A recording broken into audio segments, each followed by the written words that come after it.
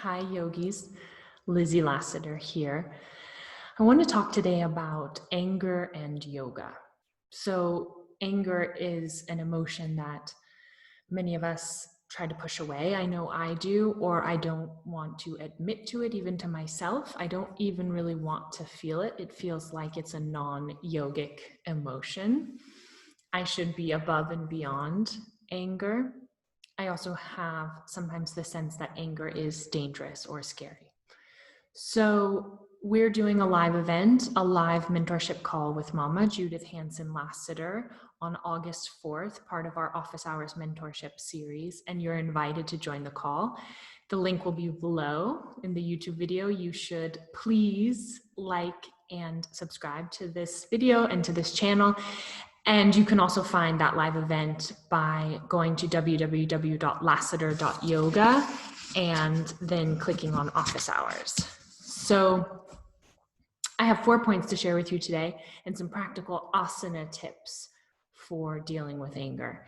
Number 1, acknowledge that anger is a normal human emotion. It's part of the spectrum. It's part of the range of what we feel when we are alive. And I love to remember that as much as I'm able to move into the dark side, into the shadow side, excuse me, that is exactly the scale, the size of the space within which I'm also available to feel the bright side and the love and light side and the juicy, wonderful emotions. So anger is a normal human emotion. Giving myself that self-empathy, how human of me to feel angry right now. Number 2 of my 4 points, these are angry times. There's a lot going on. Global pandemic, racial injustice, protests, incompetent political leadership, chaotic political leadership, and a sense of feeling out of control. The impermanence of our lives, the whimsy, the unknown nature of our lives seems to have accelerated or ramped up right now, augmented. It's so loud, the amplitude of this truth we are living through, that we are not in control, and that impermanence is the nature of reality, and that plans can at any time be canceled and broken. And many of us had been lulled into feeling as though we had things quite well organized, or we were well in control of our lives. I know for me, the experience of planning a tour, a yoga teaching tour across Australia, and then booking flights and flying, on time, easy breezy from Salzburg, Austria, all the way to Sydney, Australia, and then teaching there for a month all over Australia and flying home. This kind of experiences of efficacy and getting what I wanted and things working out, that doesn't seem very common right now. Many of us are on lockdown, staying home, having a lot of fear about catching a virus. And so we are watching things crumble and we are learning to let go. But this is a bumpy learning. And so, again, these are angry times. Anger is one of the emotions that is coming up for me, that may be coming up for you right now. So point number 3 is the idea of making space around my anger. So this works with any strong emotion, but simply inviting ourselves to watch it, witness it, notice it, see it, befriend it, and then what is sometimes called become a bigger container, step back and make space around it. And in some ways it's counterintuitive, because it's almost like accepting that I'm angry right now.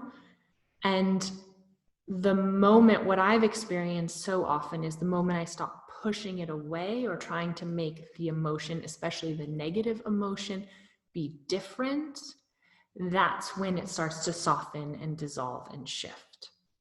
So this is a hard one. but making space around it. Which leads me to point number 4, my final point. These are physical practices, which for me really help that process of making space. And this is exactly what we will be talking about on August 4th in office hours when we talk about anger. So these are some suggestions from Mama, from me, about the practices that are great tools, specifically that kind of lock into and help work with anger. So number 1 is sun salutations. I love just to move and sweat a little bit on my mat as a way of moving through this emotion of anger or making space around it.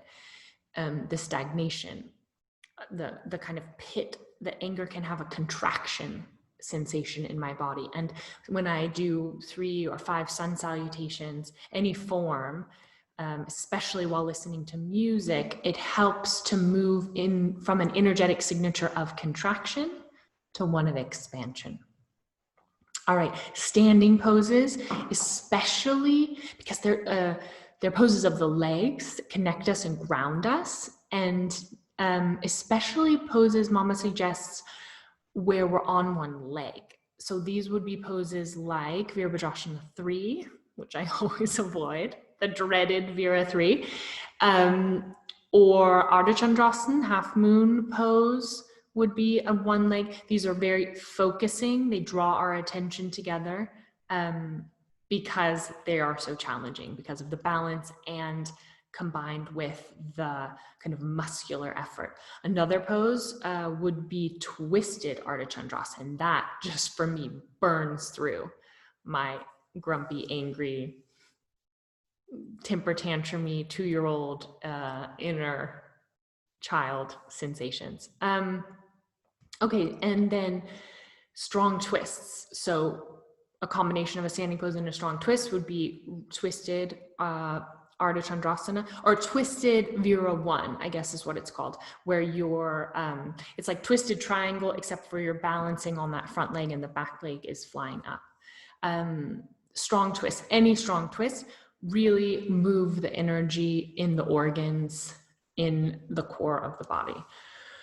And the last asana suggestion is VK, known to friends as VK, Viparita Karani, legs up the wall, but elevated legs up the wall. So your pelvis is up on a bolster, your legs are supported against the wall. It's a gentle back bend, eyes are covered, arms are outstretched, 10 minutes.